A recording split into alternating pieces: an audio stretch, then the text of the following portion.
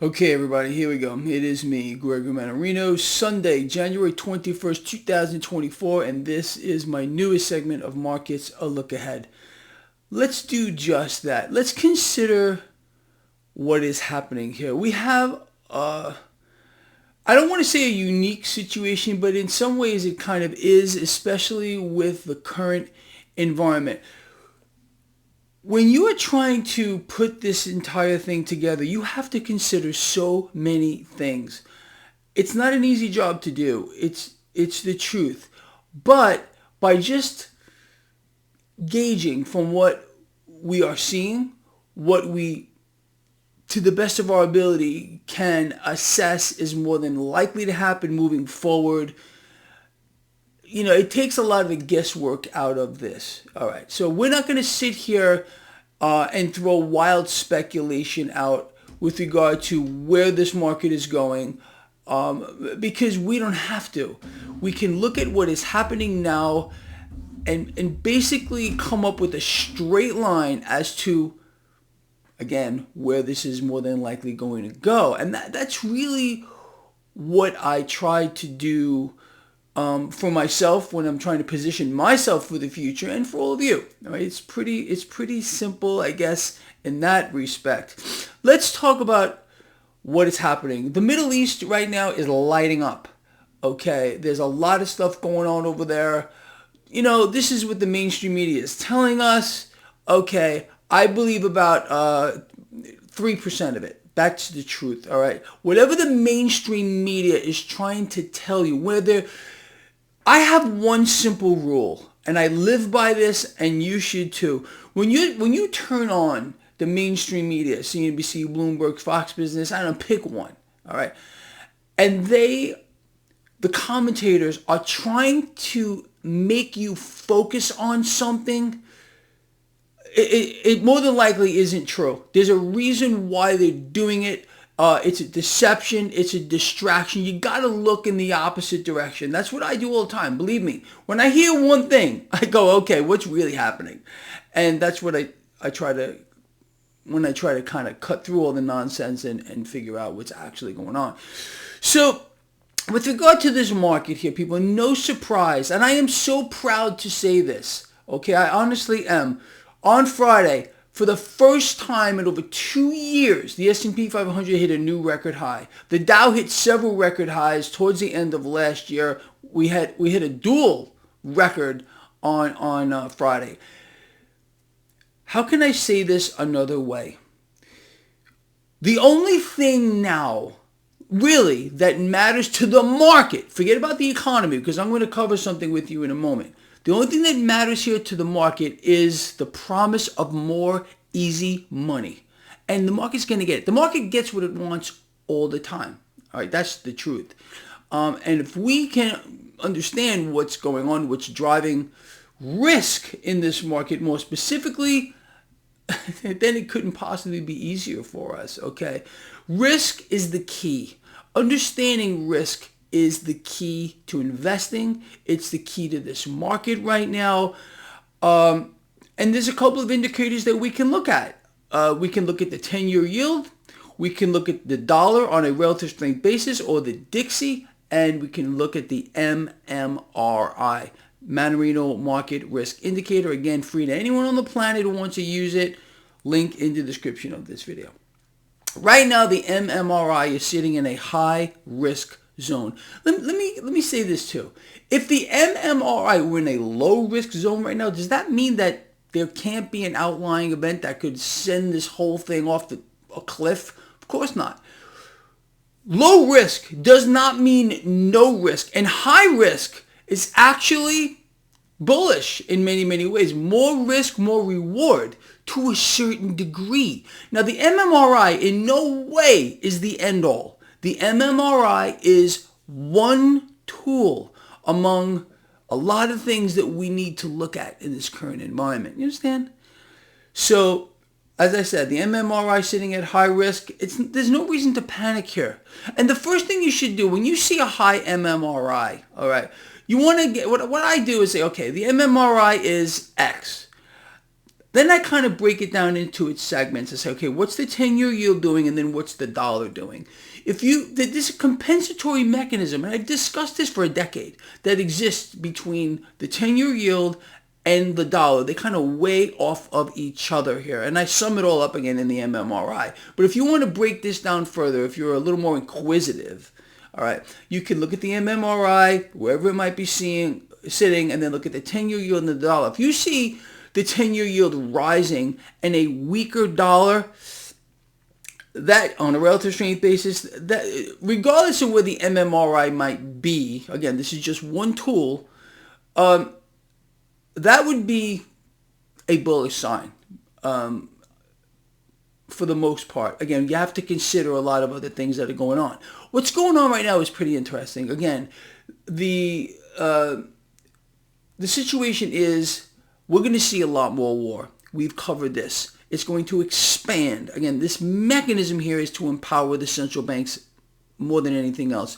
Pull cash into the now, more so than ever before. That's what this is all about. We'll cover more of that as we move forward here.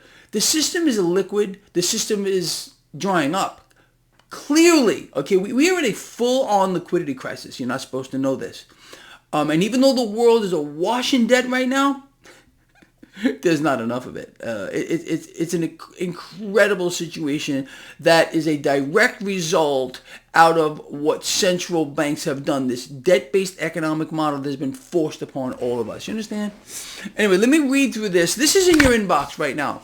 If you subscribe to my free newsletter, it's literally free, and I do not share your information, I swear. Okay? Check this out. It's in your inbox. If you have not yet subscribed to my newsletter, I don't know what the heck you're waiting for. There's a lot of information here you're not going to get, even on these blogs, okay? So subscribe now if you haven't. But let me read through this to give you an idea of what's happening, why it's happening, and where we are going from here based on, again, where risk is in this market. All right, so let's try to do this so you and I can stay on the right side of this entire freak show, because it is a freak show. So just the title of this pretty much lets you know what's going on. All right. Continued economic freefall means a much higher stock market. Now, is that a surprise to a single one of you that follow this blog? Our economy is dead and buried. The consumer is dead. This is a worldwide phenomenon. And I told you for how long, I don't even know now, for a very long time, that the faster the economy craters, the higher the stock market is going to go. So keep that in mind as I read through this.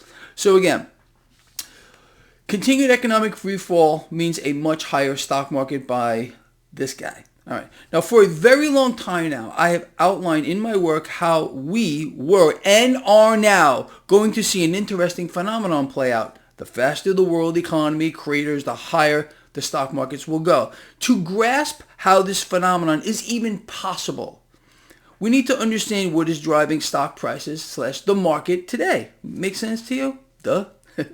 I love doing that. In times past, this is a fact, there was a direct correlation between the economy and the stock market. Well, today there is no correlation whatsoever. You know this because we've covered it thousands of freaking times.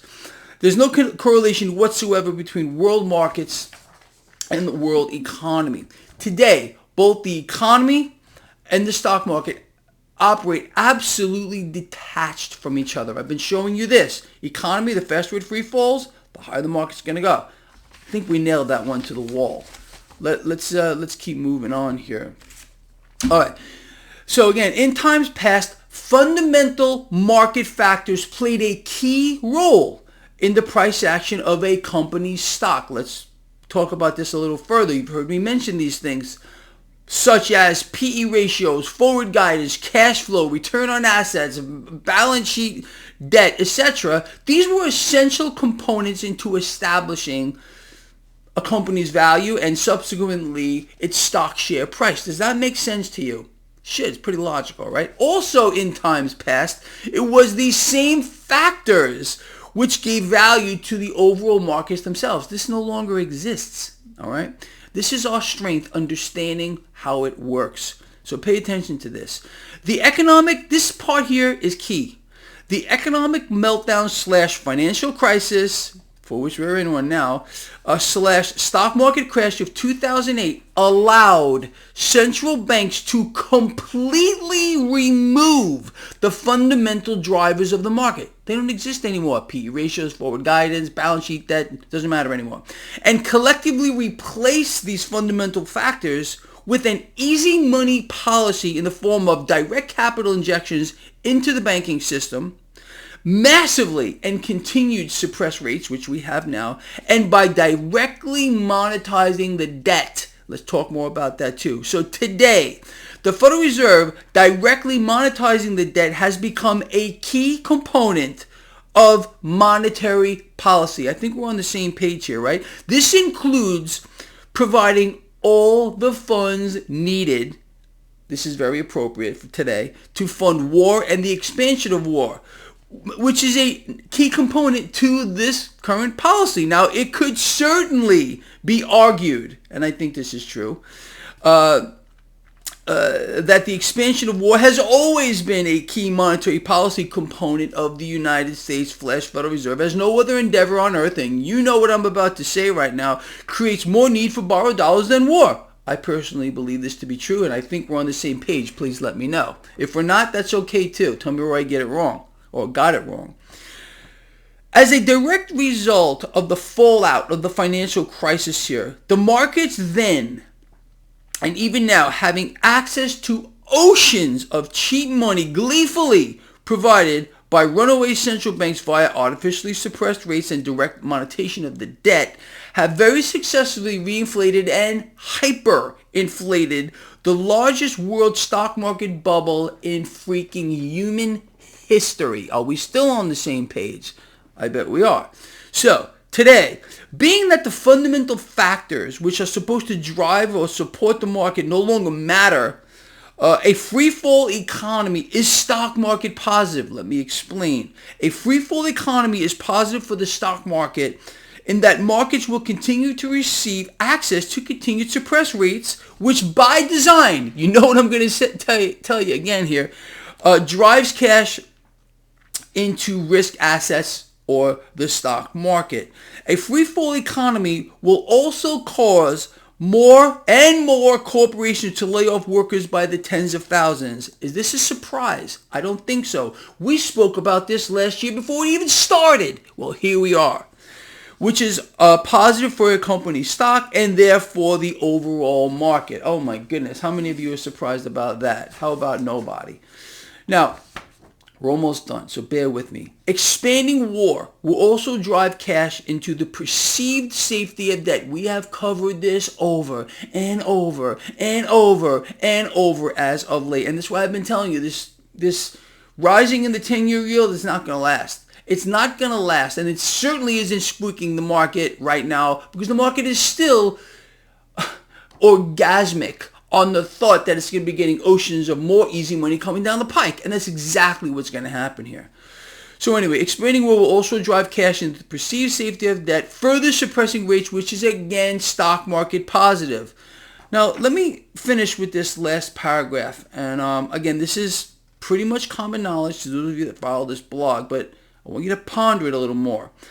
We should expect that the illusion of the market, this is an illusion here, it will be maintained throughout the presidential selection cycle. People think this is some kind of a slip. No, I mean selection cycle. The illusion of the market is a very powerful thing, people. Again, we've covered this to the point of nauseum. People still believe, that there is a direct correlation between the economy and the stock market. There is no connection anymore. They believe that a high stock market, record high, like on Friday, which is not going to stop, but they believe that the economy is strong. And this is going to be a lie that's going to be sold to you by the thing currently sitting behind the Resolute desk. Doesn't matter who they put there, and whoever they do put there is going to be a traitor. Moving forward, again, to sell you more lies, distractions, and deceptions. So just be ready for that, all right?